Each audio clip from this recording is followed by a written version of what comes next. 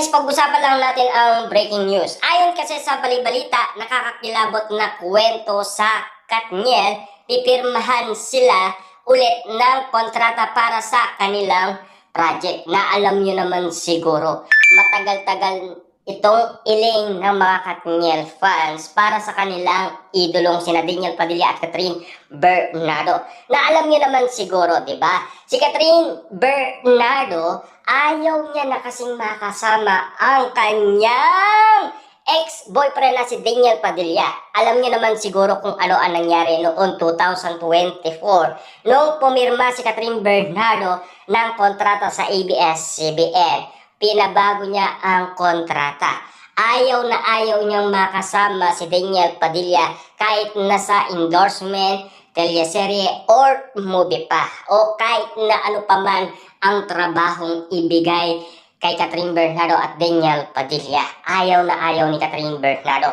Subalit, nag-ingay si Jay Costura sa kanyang prediksyon at ang paniniwala ng mga Katniel fans. Nakakatakot ang ula ni Jay Costura na talagang kikiligin ka at mai-inlove ka sa kanyang kwentong nakakakilabot.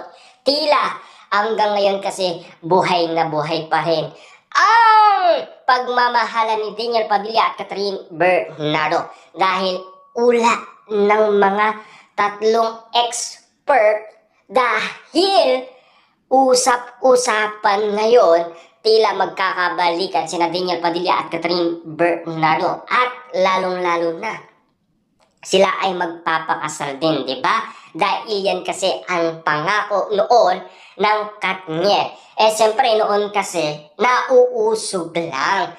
Kasi alam niyo naman siguro kung bakit, di ba? Si Daniel Padilla kasi hindi siya nagpo-focus umano para sa kanyang mga negosyo. Yung parang yung mga kinikita niya, ano lang, gastos ng gastos doon, barkada, pilit pinapaunawa ni Mami Min Bernardo kay Daniel Padilla na magiging ama siya. Darating ang araw na magkakaroon siya ng anak.